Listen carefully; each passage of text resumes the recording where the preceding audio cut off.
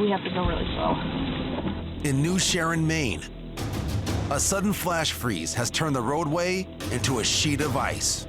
I'm having so much PTSD right now. I'm honestly panicking. We're gonna scud, but we're only going 5 miles an hour. So one driver, who seems to have experience with conditions like this, wisely takes extreme caution on her way home. My wheels are stopping, but the car's still sliding. As her passenger offers helpful advice. Just go 5 miles an hour. Just for the hill. Yes, just for the hill. We're going 5 miles an hour. And around the bend that I had my accident. That is slippery. While the slight uphill battle may be too much for cars going the other way, the driver's cautious approach seems to be working. Why aren't they salting the roads yet? We can't go up. Unfortunately, there's another driver behind them that is having a lot more trouble. And their vehicle is much, much bigger.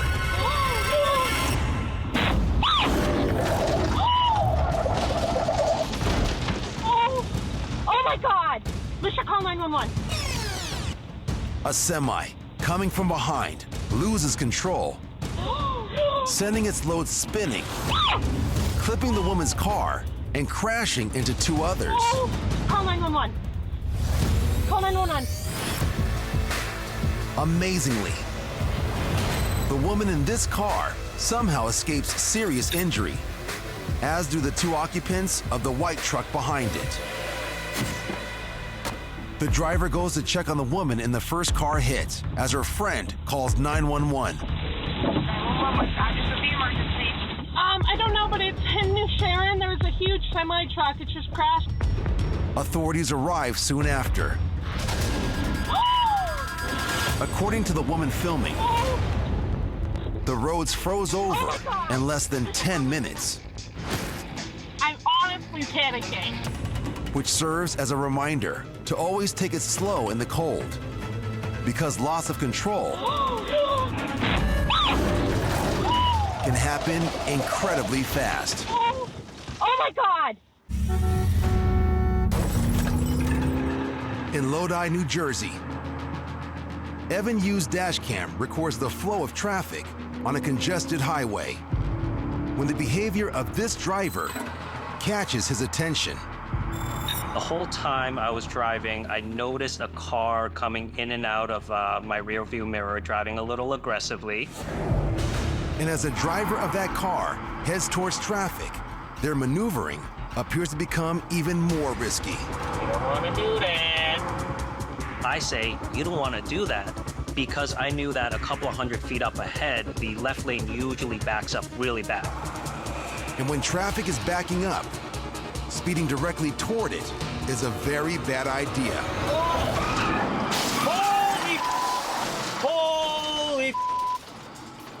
Holy!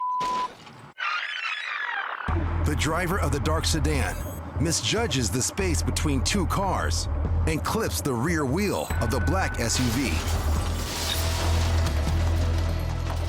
He didn't hit the SUV that hard, but the two wheels kind of rotating against each other just kind of popped him right into the air. Or it was like the car was weightless and it was just tumbling and tumbling. Holy! Holy! Holy! Evan immediately pulls over.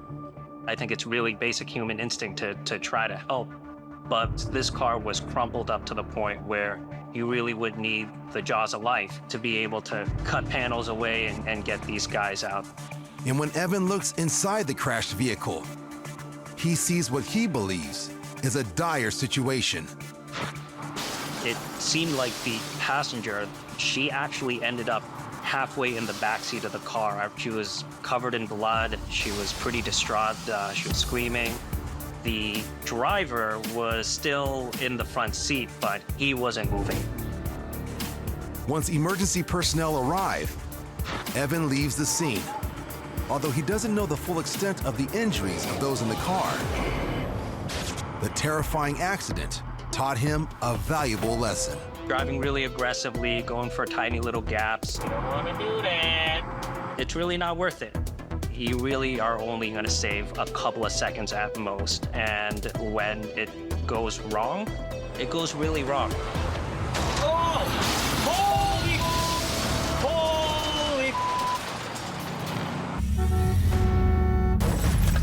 Holy! On I-70 in Colorado, a terrifying example of how thin the line can be between life and death on the road.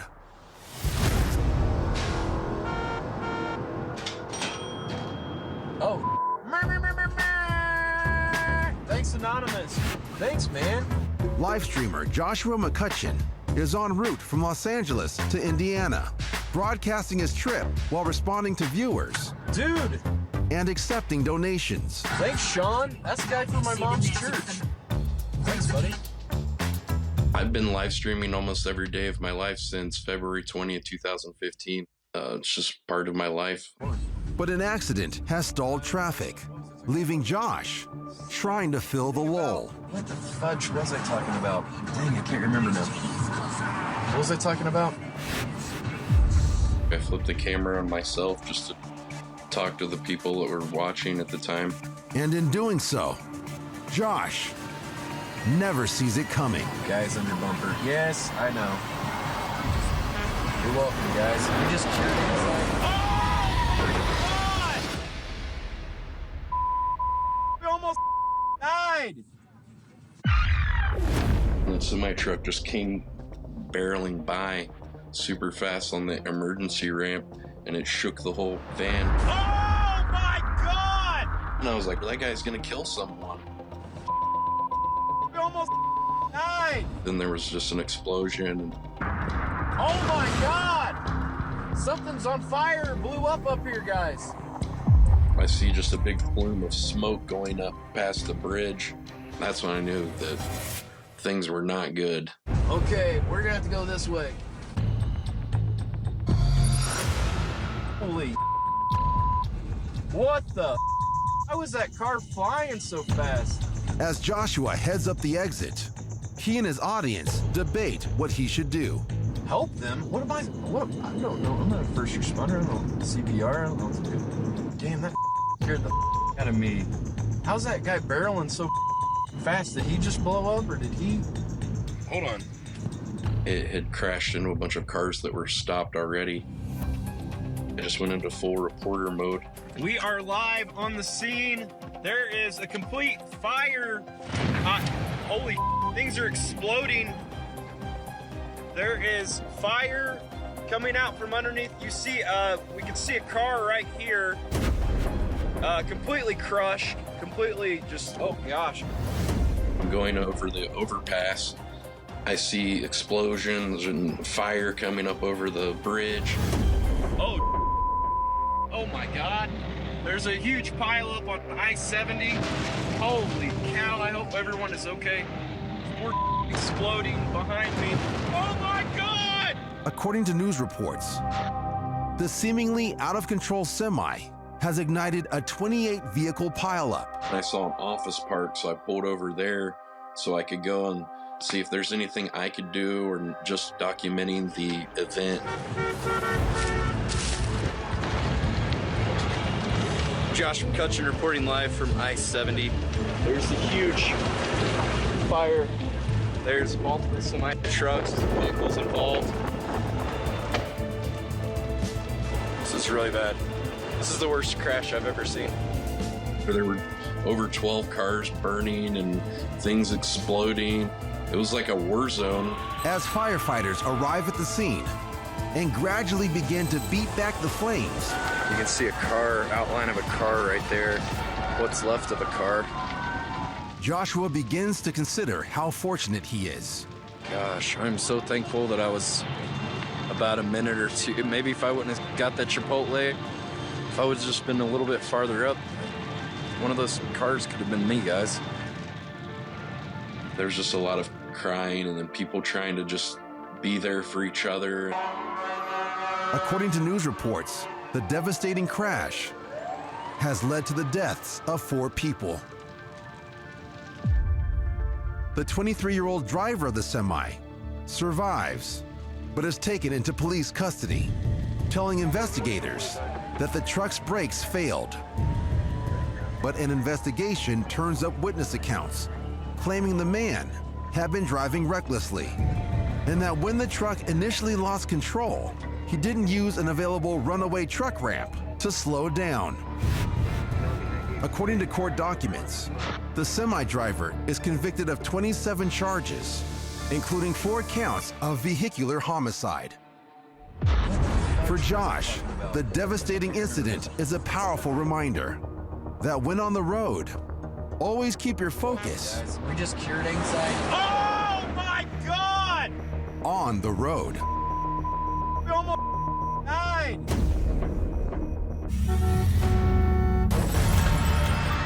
In Sycamore, Illinois, Hell no. a road rage altercation is underway at a busy intersection. I got a double. According to the police report,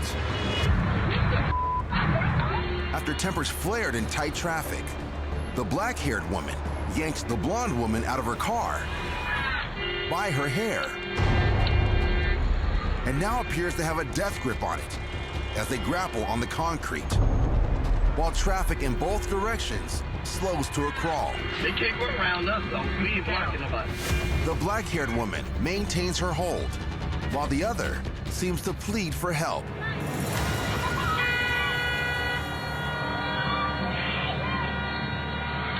Wait. Eventually, 2 other women and a man, who is reportedly an off-duty cop, finally bring the altercation to an end. And while the black-haired woman remains livid, the blonde woman appears badly shaken. Now, look, she's delirious. A few seconds later, a patrol unit arrives, just as the blonde woman collapses on the street. She's beating the hell out of her because she's delirious as hell. After police investigate, they place the dark-haired attacker under arrest. Fortunately, the blonde woman is able to walk away with only minor injuries. But it's a harsh reminder that brutal behavior on the road can come from anyone.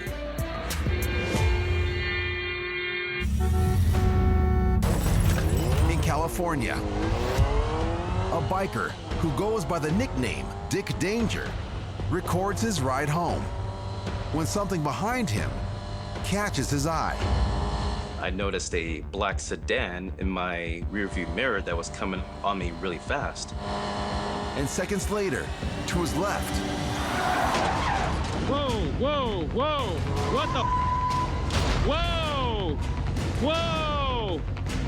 What the, bro? What the?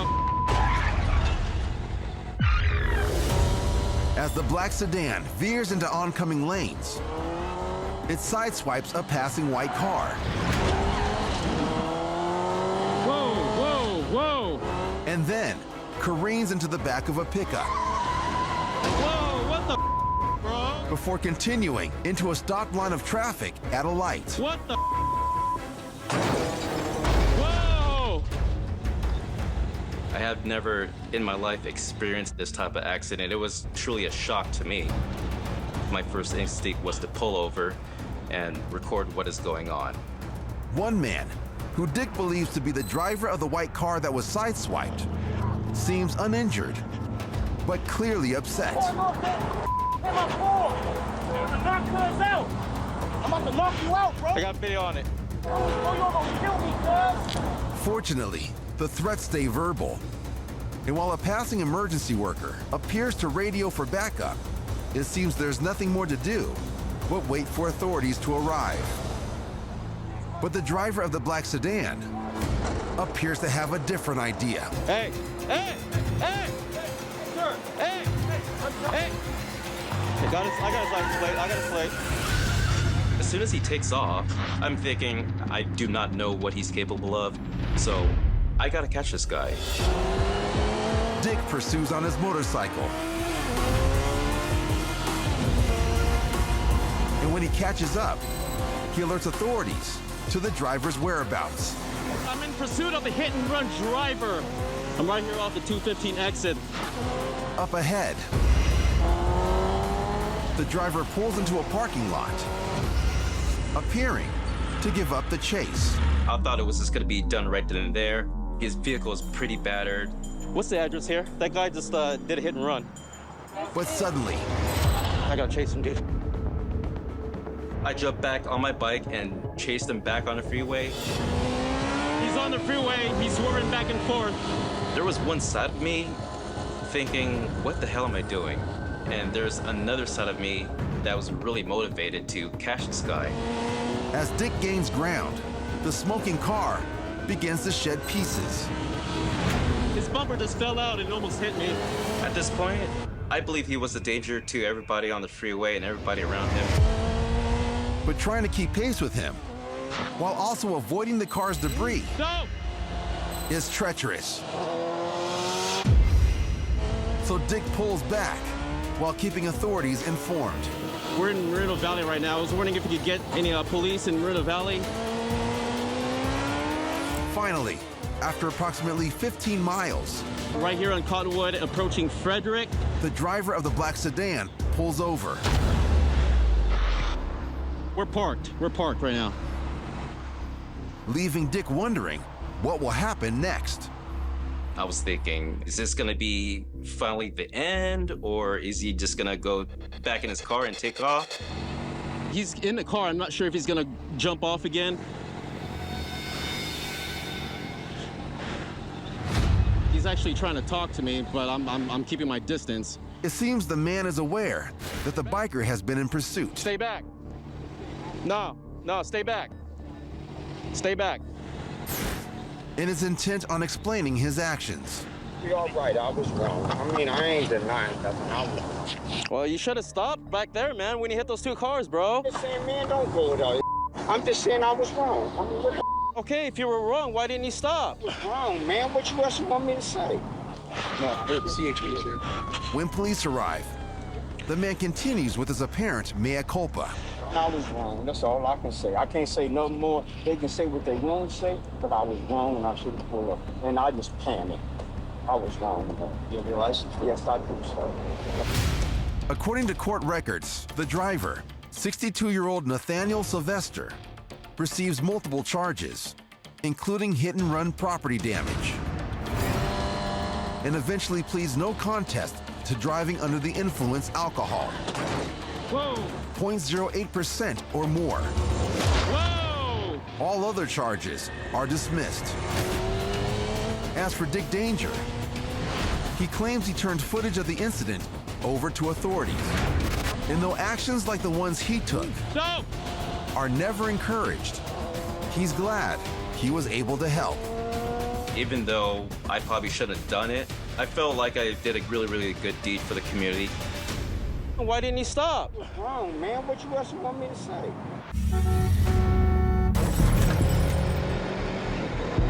In Mississippi, a biker rides down a divided highway, which intersects with multiple cross streets that are controlled by stop signs, putting the burden on opposing traffic before they proceed, which unfortunately can lead to mistakes.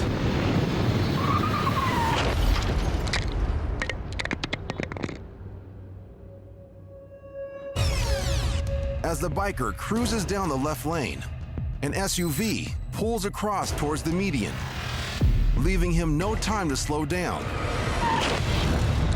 sending him and his camera flying in different directions, with his camera continuing to run, capturing him writhing in pain and unable to get up. Within moments, Good Samaritans try to help him however they can. Don't move it, don't move it. Call 911. Call 911.